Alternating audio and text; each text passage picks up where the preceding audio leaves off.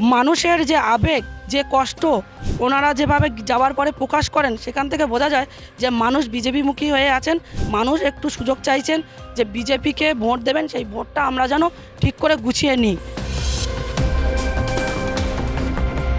যারা ছিল আমার সাথে তারা আমার সাথেই আছে, আর যারা গেছে তারা কখনোই ছিল না।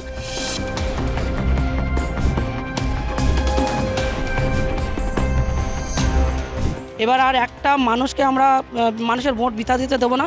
প্রত্যেকটা ভোট বিজেপির ভোট মানুষের, এবং মানুষ যেটা চান আমরা সেই পথেই কাজ করব, সেই পথেই চলবো। যে বলছেন লক্ষ্মীর ভাণ্ডার পাই, আমি লক্ষ্মীর ভাণ্ডার পাই, সেটা আমার পরিশ্রমের অর্থ আমি পাই, আমার অর্থ আমাকে দিচ্ছে। লক্ষ্মীর ভাণ্ডার কোনো ফ্যাক্টরি না। লক্ষ্মীর ভাণ্ডার আমরা তো বলছি যে আমাদের বিজেপি সরকার 2026-এ আসার পরে মানুষকে সমস্ত মা বোনেদেরকে 3,000 টাকা করে লক্ষ্মীর ভাণ্ডার দেবে।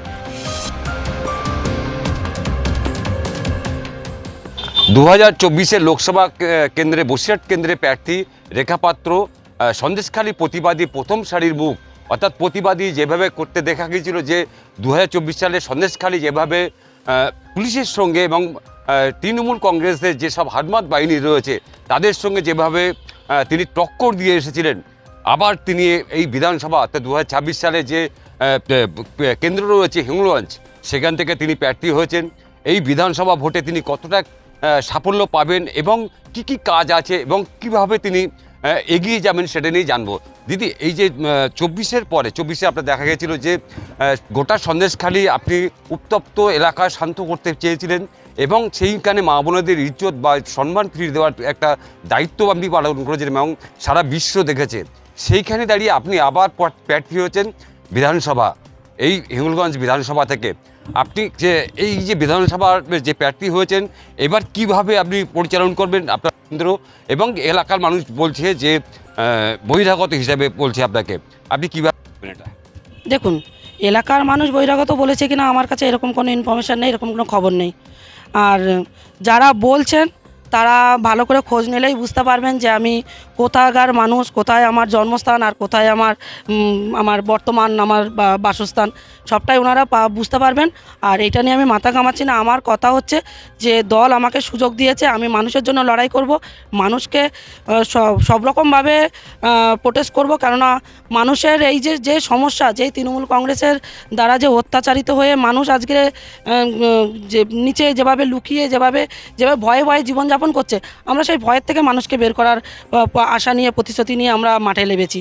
তো এই প্রতিশ্রুতি আমরা আগামী দিন অবধি আমরা জারি রাখবো এবং আমরা মানুষের আমাদের ভারতীয় জনতা পার্টিকে জয়যুক্ত করে হিঙ্গলগঞ্জ বিধানসভাটাকে আমরা দলকে উপহার দেবো, দিয়ে মানুষের যে অভিযোগ, সেই অভিযোগের সাথে এবং মানুষের প্রত্যেকটা মুহূর্তে মানুষের সুখ দুঃখে মানুষের পাশে থাকবো। আপনার যে সঙ্গীরা যারা ছিল, যার সঙ্গে লড়েছিলেন, যারা আপনার সঙ্গ দিয়েছিল, তারা আজকে নেই। বেশ কিছু আপনার সঙ্গীরা তৃণমূল কংগ্রেসে যোগদান করেছে, এইখানে কি একা পড়ে যাচ্ছেন? দেখুন, যারা ছিল আমার সাথে তারা আমার সাথেই আছে, আর যারা গেছে তারা কখনোই ছিল না, যদি তারা তৃণমূল করতো। আর আমার কাছে কথা হচ্ছে কে গেল কে না গেল আমার সেটা দেখার বড় প্রশ্ন না। আমার দেখার দরকার হচ্ছে মানুষ সুরক্ষিত আছে কি না, মানুষকে কিভাবে রাস্তায় নিয়ে আসতে হবে, মানুষকে কিভাবে বাঁচাতে হবে। এইটার জন্য দল আমাকে সন্দেশখালী এবং টোটাল আমার বসিরহাট 7টা বিধানসভা থেকে বসিরহাট লোকসভা কেন্দ্র থেকে আমাকে প্রার্থী করেছিলেন 2024-এ। আবার সেই সুযোগটা দিয়েছেন হিঙ্গলগঞ্জ বিধানসভা থেকে এই 2026 সালে। তো আমি চেষ্টা করব যে আমার হিঙ্গলগঞ্জ বিধানসভার মানুষকে সবসময় প্রোটেক্ট করার এবং সবসময় ভালো রাখার, হাসানোর চেষ্টা করব এবং ওনাদের প্রত্যেকটা বিপদে আপদে ওনাদের পাশে থাকার। কতটা আশাবাদী আছেন যে হিঙ্গলগঞ্জ বিধানসভা থেকে আপনি জয়ী হবেন? দেখুন, আমরা 100% আমরা আশাবাদী, 100% আশাবাদী। কেননা মানুষের যে আবেগ, যে কষ্ট ওনারা যেভাবে যাওয়ার পরে প্রকাশ করেন, সেখান থেকে বোঝা যায় যে মানুষ বিজেপিমুখী হয়ে আছেন। মানুষ একটু সুযোগ চাইছেন যে বিজেপিকে ভোট দেবেন, সেই ভোটটা আমরা যেন ঠিক করে গুছিয়ে নিই। কিন্তু আমরা সত্যিই আমরা গুছিয়ে নেব। এবার আর একটা মানুষকে আমরা মানুষের ভোট বৃথা দিতে দেবো না।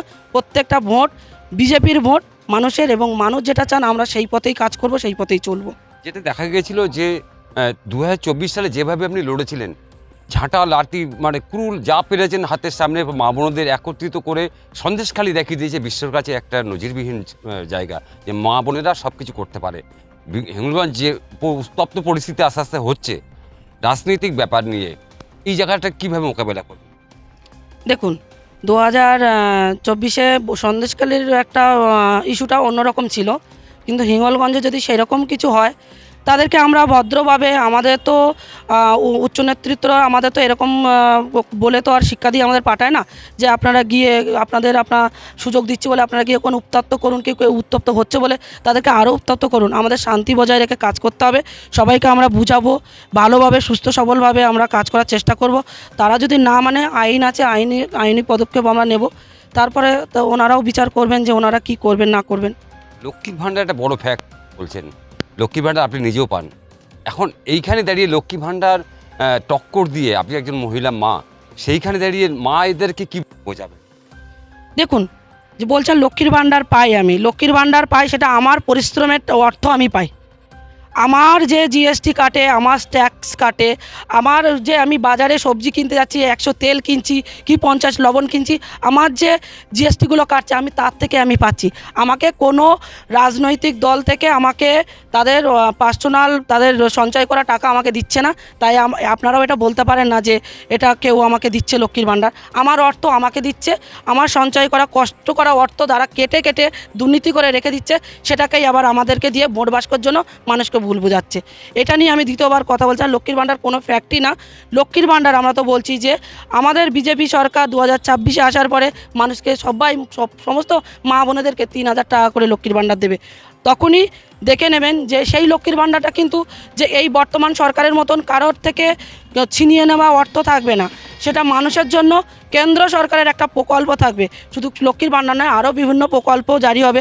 সেই প্রকল্পগুলো আমরা ওনাদের হাতে তুলে দেবো এবং স্বনির্ভর মা বোনেরা তাদের জন্য আরও বিভিন্ন প্রকল্প আছে, আমরা সব কিছুই ওনাদের জন্য তুলে ধরবো এবং আমাদের নির্বাচনে যে প্রচার থাকবে সেই প্রচারে আমরা তাদের সামনে এই বার্তাগুলো তুলে ধরবো।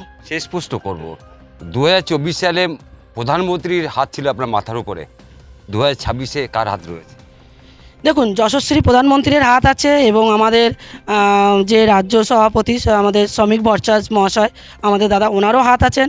আমার পুরো বসিরহাট সাংগঠনিক জেলার হাত আছে এবং এই বসিরহাট জেলার টোটাল আমার মা বোনেরা, সাধারণ কর্মী, তাদের আশীর্বাদ, ভালোবাসা এবং হাত সব কিছুই আছে আমার উপরে। আমি আশাবাদী, এটা বিশ্বাস করি।